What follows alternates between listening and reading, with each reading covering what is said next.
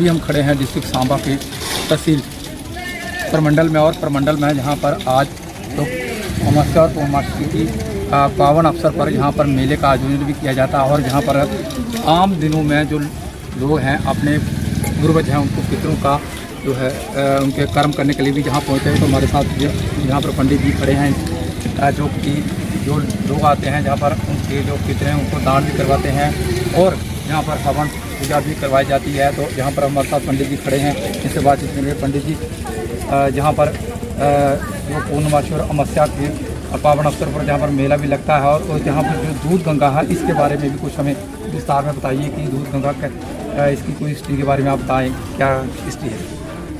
ये गुप्त गंगा है। यहाँ पर विभिन्न अमावस्या दान करते हैं और उन्होंने मस्या लगाई है। हर महीने आते हैं, बाहर शो खुश हो सभी आते हैं। वो मस्या लगाई होती है मस्या, और उसके बाद जो मस्या सोमवती मस्या आती है, फिर उसका मोह कराते हैं। सोमवती सरकारी मस्या लगाई जाती है, सोमवती मस्या जाती है। ये दूध की गंगा ही रहती है। तो पंडित जी, जो संगारी मस्या कहते हैं कि यहाँ संगारी मस्या पे जो भी यहाँ पर श्रद्धालु आते हैं स्नान करते हैं और अपनी मनोकामना जो उनकी मनोकामना पूरी होती है, क्या कहेंगे?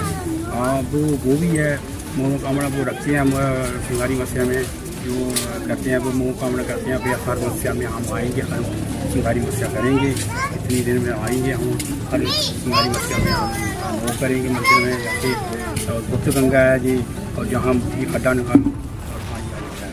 तो ये रात को भी चलती है। पहले चलती थी दूध की, अब दूध की नहीं चलती है।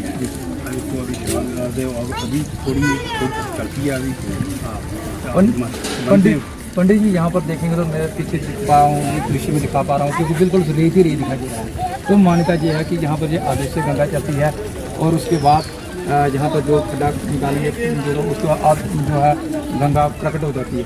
तो यहाँ पर स्नान भी करते हैं। तो कितना जो है अच्छा जो लगता है जब ऐसे में जब गुप्त गंगा बहती है और वह माता दर्शन देती है, तो क्या कहें?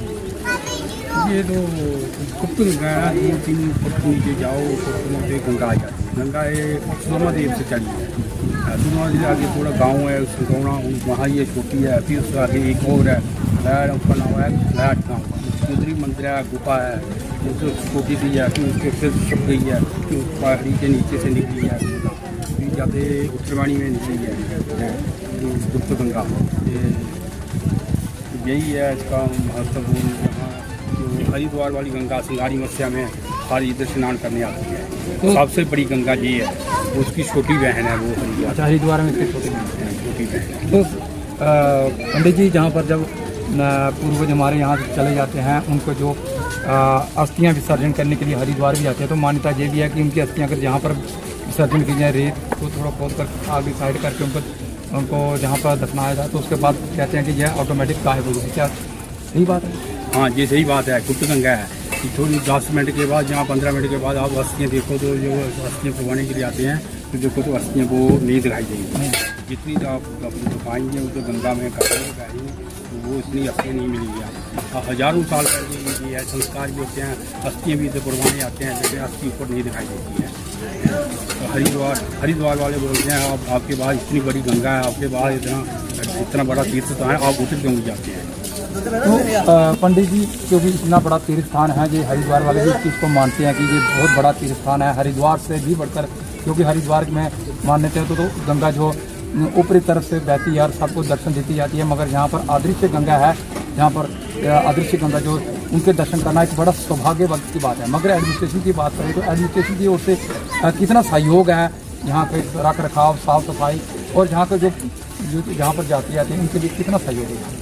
गंगा का ये प्रबंधन तीर्थ स्थान है, आप शंभू हैं, क्योंकि डेवलपमेंट वगैरह नहीं हुई है। क्योंकि हरिद्वार में डेवलपमेंट हुई है, लेकिन यही बात है, इसीलिए उसको बड़ी गंगा माना जाता है। उधर डेवलपमेंट बहुत है, जब किसी ने जब ध्यान नहीं दिया इस गंगा का, कभी गंदगी है, ये है, कोई ध्यान नहीं देता, कभी तो गंदगी है, कभी यहाँ पर पंडित जी, जहाँ पर जब सामने में देखें तो लेडी बाथरूम भी है, मगर जहाँ पर आजू बाजू में देखें तो साफ़ सफाई नहीं है, वहाँ पर अंदर की साफ़ सफाई नहीं है। तो एडमिनिस्ट्रेशन से आप किस तरह की मांग करेंगे, क्योंकि आने वाले फ्यूचर में जहाँ पर जो लोग आएंगे उनको एक अच्छा मैसेज है। इसके लिए किस तरह की साफ सफाई को लेकर और जहाँ के रख रखाव को लेकर एडमिनिस्ट्रेशन से किस तरह की मांग है?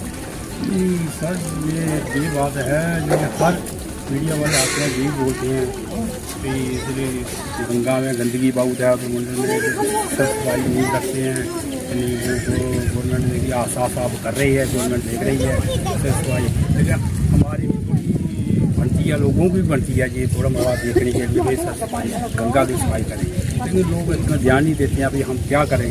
सिर्फ वो देखते हैं पर स्नान करके दर्शन करके हम चलते हैं, लेकिन ये देखते हैं भाई इधर गंदगी हम खुद डालते हैं। तो पंडित जी यहाँ पर एक एडमिनिस्ट्रेशन की ओर से यहाँ पर ऐसा बंदोबस्त में डस्टबिन वगैरह लगाए जाए ताकि जो आम पब्लिक है वो जितना भी कचरा होगा तो उसमें डाला जाए, क्या इस तरह के रिक्वेस्ट मांग नहीं करेंगे? मांग की थी, लगे भी थे, लेकिन जो उसमें डस्टबिन में डाले थे वो निकालेगा कौन?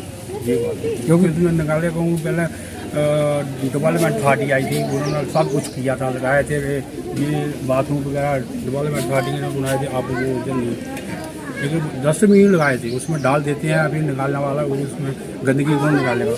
नहीं आते हैं उसमें ही डाल देते हैं, टीवी लगाएगा उसको टूक देते हैं डस्टबिन, तो वो जो डस्टबिन है वो भी खराब होती है। इधर वो भी इस गंगा की वो भी की है, पैसा लगाया महीने का, एक साल का 90,000 रुपया आता है गंगा सफाई का। तो पंडित जी अगर जैसे कि आपकी बात माने तो 90,000 रुपया गंगा सफाई का आता है, मगर जहाँ पर 90,000 का 90 रुपये भी नहीं दिखाई देते कि जहाँ पर वही ना, वो इधर लगे हैं, लेकिन वो भी है सफाई कर्मचारी, वो इधर ही है। तो पंडित जी जैसे आपने कहा कि जहाँ पर अगर डस्टबिन लगाए जाए तो जहाँ पर साफ सफाई इनको कोई नहीं करता, तो क्या जहाँ पर जो साफ सफाई कर्मचारी हैं वो नहीं है यहाँ पर? है अभी है, इधर ही है, इधर घूम रहे हैं, इधर ही है, वो जिनको ये इसका ठेका मिल रहा है वो भी इधर है, तो कर्म सफाई कर्मचारी भी इधर हैं, वो जो एक साइड पे बैठे होंगे, मगर अब इसके मस्या के बाद ये वो करेंगे सफाई इसकी।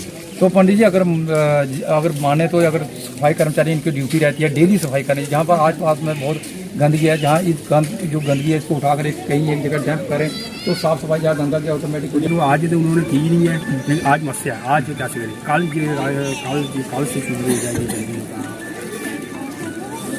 तो हमारे साथ जहाँ पर प्रमंडल में पंडित जी थे उनसे हमने बातचीत की कि उनका कहना है कि जहाँ पर जो पूर्वज हैं पूर्वजों की अस्थियां विसर्जन करने के लिए गंगा अदृश्य गंगा है उसके बारे में उन्होंने हमें जानकारी दी, और जहाँ तक उन्होंने एडमिनिस्ट्रेशन से भी ये मांग की यहाँ पर जो साफ़ सफाई को लेकर रख रखाव को लेकर एक बड़ा सवाल है, क्योंकि जहाँ अगर गंगा हरिद्वार में लोग अक्सर जाते हैं गंगा के लिए, मगर वहाँ पर जब जाएँ तो हरिद्वार में जब जाते हैं तो वहाँ के जो पंडित हैं वहाँ ये जो लोग हैं वो ये बताते हैं कि हरिद्वार में आप क्यों आए हैं, क्योंकि आपके पास हरिद्वार से भी बड़ी गंगा जो है वहाँ पर है, मगर जहाँ पर अगर हम पहुँचे तो जहाँ पर देखेंगे तो जहाँ पर कुछ भी डेवलपमेंट के नाम पे कुछ भी नहीं है, तो यहाँ हम डेवलपमेंट के जहाँ पर जो भी अथॉरिटी है और डिस्ट्रिक्ट एडमिनिस्ट्रेशन से हम रिक्वेस्ट करेंगे कि गंगा की साफ़ सफाई में मदद करें ताकि आने वाले जो है लोग हैं इनको अच्छा मैसेज चले। फिलहाल मेरे में साथी को दीजिए इजाज़त, नमस्कार।